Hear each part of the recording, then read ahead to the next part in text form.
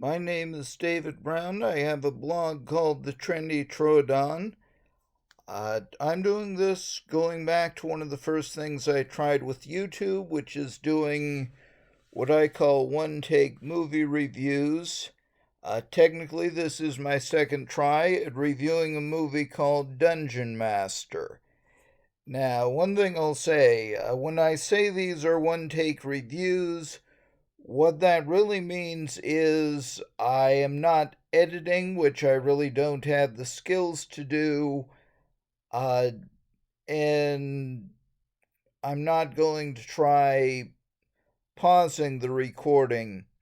So if I decide to do something over as I did here, uh, I just do a whole new review video.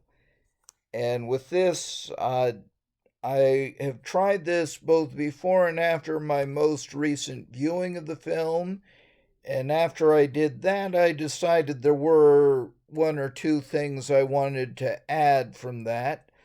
So, the thing to know is that this is a movie by Empire, and that was the film studio created by Charles and Albert Band. I just call them the Band Crew.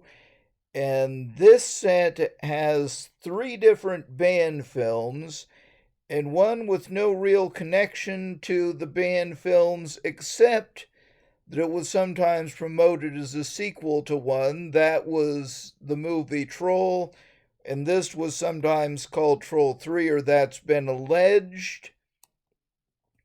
And this is not only much worse than the other movies, it's one of the worst movies I have ever purchased, if not the worst movie I've purchased that wasn't part of one of those gigantic public domain sets where you have something like 10, 20, or 50 movies in there. So, to give some further context, this is a movie that the Band Crew did loosely based on horror comics, and this has been reported as the last thing they actually made. There were Band movies, Empire movies that came out later, especially the one Robot Jocks. But those were movies that were already finished, or at least only needing effects and post production. So this, by comparison, was done just about the middle of the arc for Empire.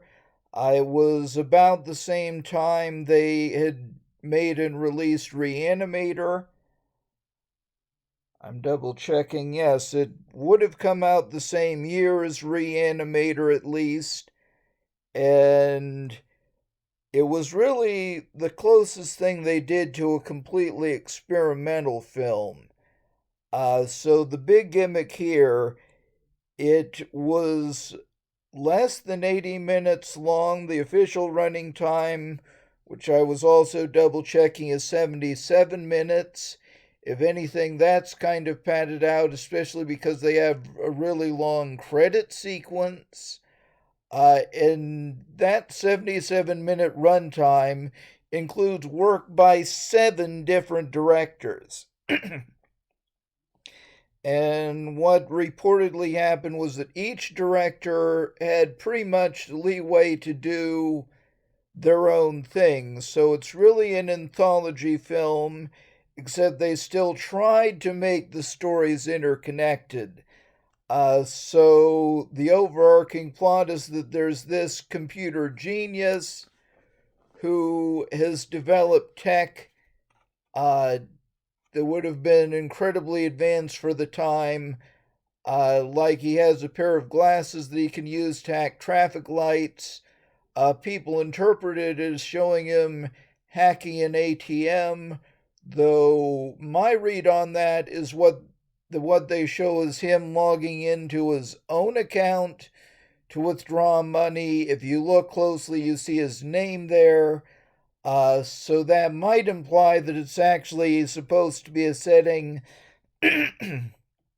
where his tech has become something more like mainstream, or mass produced, to apply the more technical term, which in hindsight would have been optimistic, but if it's the mid 80s looking forward, there were a lot of things they wouldn't have known, and some of it actually does anticipate actual developments, which I'll get to. So he is living with his girlfriend. They talk about getting married. Then his girlfriend is kidnapped by an evil sorcerer named Mestema. Uh, and the sorcerer challenges him to go through a series of challenges. And so that's the closest thing we get to framing for the anthology series. So the whole setup from there is just that he goes through the trials that really represent different genres. So there's horror, there's fantasy. Within fantasy, also, you have a range of things. What you could consider epic fantasy, urban fantasy, dark fantasy, and you've got a fair amount of science fiction. The main, really science fictional sequence is right at the end when you have kind of a Mad Max parody.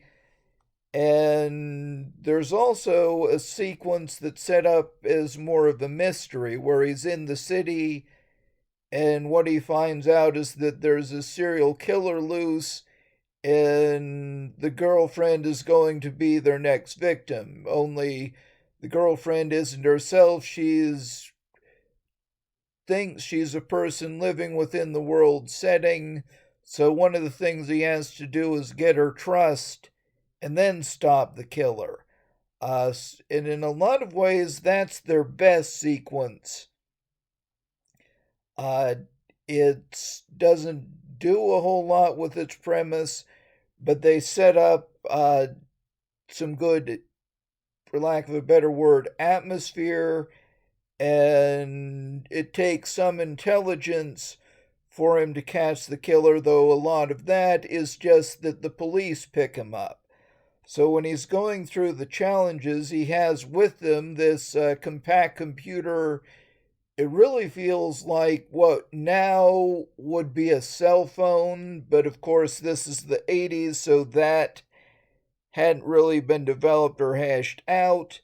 And in the different fantasy worlds, the computer becomes something more like a magic amulet. But the main thing the computer really does is shoot lasers, which is almost always all he does to solve the situation.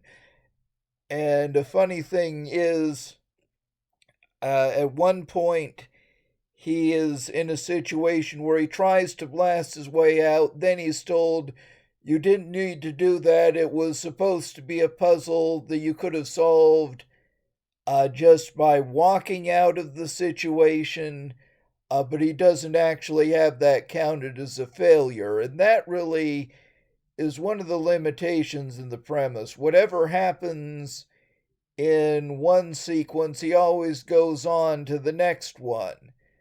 And what's the most fun sequence is an epic fantasy setup where he fights this giant statue that comes to life. It starts out as an idol of a seated figure, then it separates from the throne, stands up, and goes after him, and he ends up just killing it with a laser.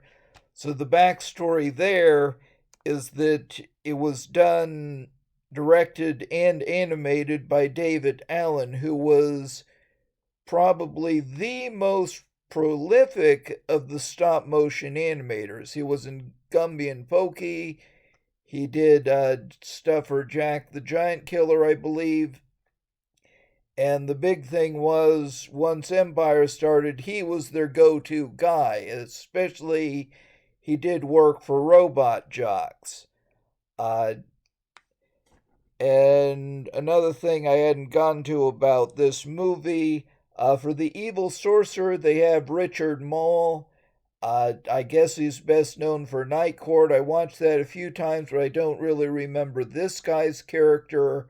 But I definitely have recognized him from other things. He seems to have been in the 80s a character actor who did a lot of stuff, especially as bad guys, even if a lot of the time that was just goons for another bad guy. And here, you can really tell he is having a lot of fun.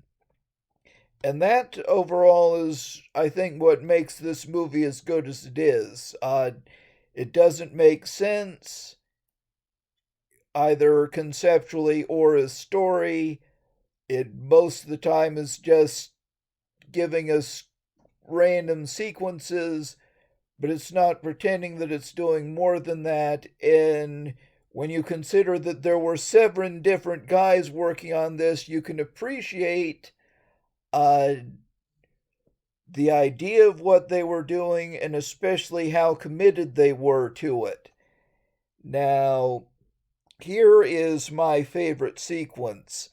Uh, what's shown is that he is a human sorcerer, though there are times when they try to identify him with Satan or some cosmic force of evil.